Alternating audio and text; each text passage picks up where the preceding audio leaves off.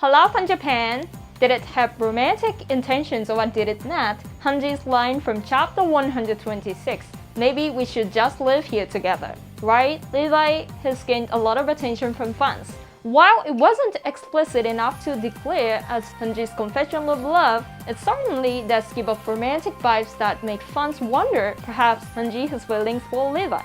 And that's why this became a hot topic discussed among fans. So, this time, I would like to talk about why fans are saying Hanji's line is like a proposal to Levi, and why it's likely that Isayama-sensei wrote this line as romantic. If you enjoy my video, don't forget to hit the like button and subscribe. Stay tuned for more videos discussing trends in manga and anime from Japanese perspectives. Now, let's dive right into it. Saying let's live together is like a proposal for Japanese people. After treating Levi's injuries in chapter 126, Hanji begins to thinking about the things to come in the future. This is when she says her line, maybe we should just live here together. Right, Levi? Fans outside Japan, what did you guys think when you first read it? There are many different opinions, but I strongly believe most Japanese fans who read the line at the time likely thought for a moment, does Hanji love Levi? And felt this line was romantic.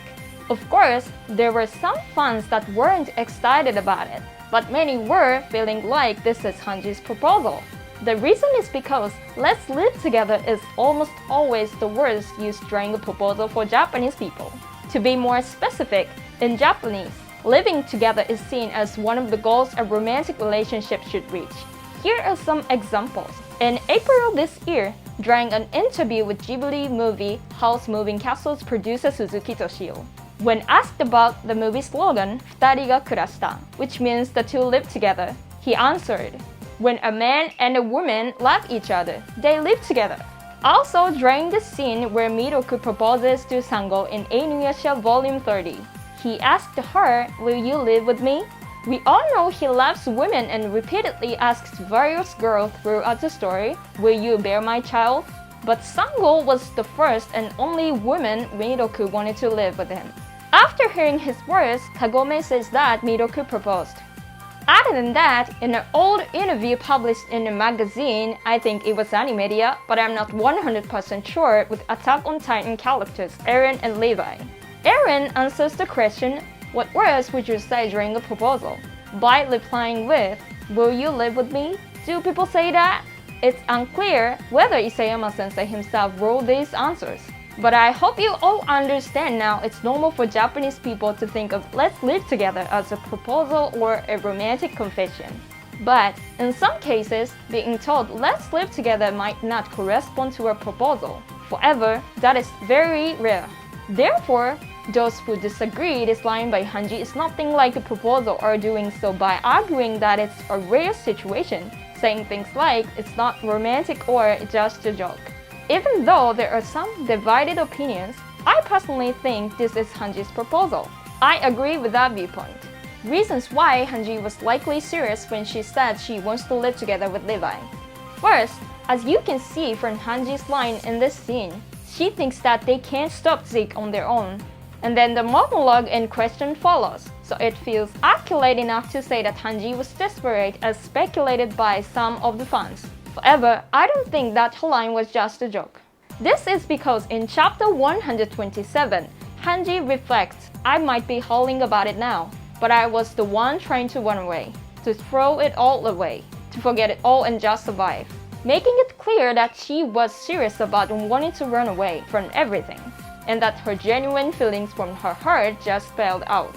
And because of such emotional status, I think it's very likely that she expressed her genuine desire when she said, maybe we should just live here together. Or at least that it was not a joke. I interpreted this scene as her desires for the future after running away subconsciously spelling out.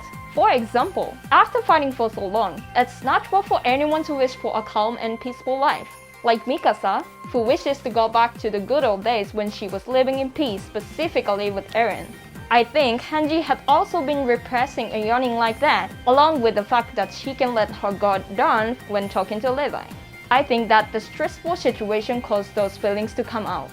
Additionally, I've seen several fans point this out, but the Japanese that usually fits in the scene is nigeo, let's run, rather than kuraso, let's live. This is because Hanji wants to run away or escape. So I think she should have just said let's run away together instead of the confusing let's live together. So then why did Hanji say let's live together? Are her subconscious desires being revealed after all? It seems like fans can't help but feel like there are other intentions such as a confession of love. To be clear, let's run away together is a romantic expression. But let's live together sounds even more romantic because again, it's something you say during a proposal. Plus, Hanji doesn't include Levi in the list of all the things she wants to throw away. Due to that, we can understand Hanji's feelings of wanting to live together with Levi. That made the fans think that her line had romantic elements. Another counter-argument I've seen is that Hanji would have said that to anyone, but I don't think that's the case. When Hanji says silly things to people, it's because she's joking. As I mentioned earlier, Hanji was physically and mentally exhausted in the scene, and she wasn't in the mood to be joking. And even if it was a joke, it just feels a little odd to think that she would use this exact wording with anyone. Firstly, specifying that she is only talking about the two of them by saying "futaride," two of us, making it sound romantic by itself. "Futaride" literally translates to the two of us, but the official English translated it as together, to convey the true meaning. Because when we say the two of us, the implication is the two of us together, meaning it's just about the two people involved. So Hanji was really saying, let's live here, just the two of us. I think she would have omitted "futaride," two of us, or used another expression when talking to someone else. And I also think she wouldn't make such a joke if she didn't actually mean it. Levi did not ignore Hanji's remarks not because he doesn't like her, so then why didn't he respond?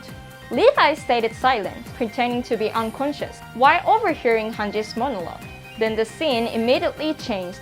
Levi says to Magath, "My goal is to kill Zeke." I've heard a few fans say that even if Hanji had feelings for him, Levi ignored them. Why did Levi not respond to her line? First, I think that an important aspect to consider when examining the characters in Attack on Titan, including these two, is that they have a strong sense of responsibility, or a conviction they must follow through.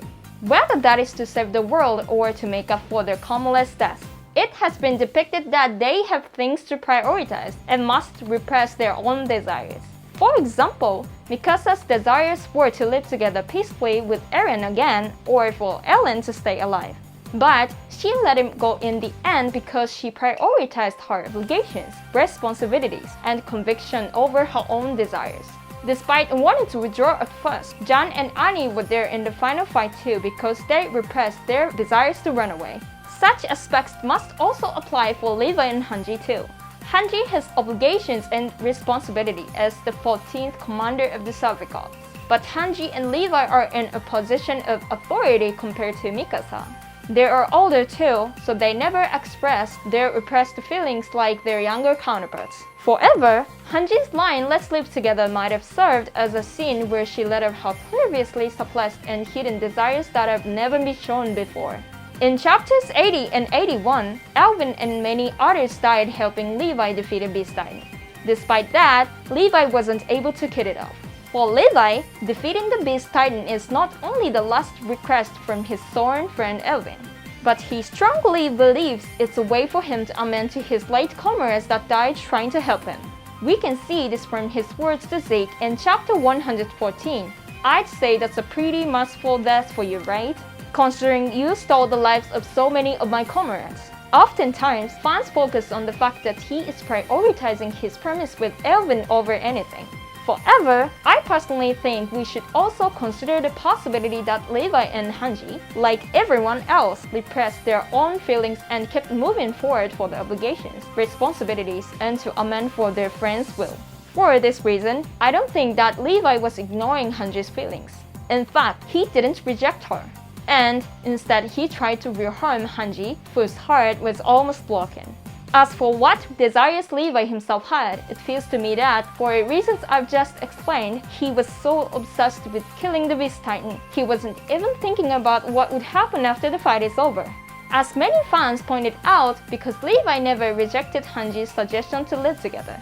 I think it's possible that he thought living with Hanji might be nice too. Also, as I explained in my previous video, it's highly possible from Levi's line in chapter 132 that he had romantic feelings for Hanji. If you haven't seen it yet, please check it out. Hanji's line was likely meant to be romantic. What Eren, Mika, and Levi Han have in common is living together.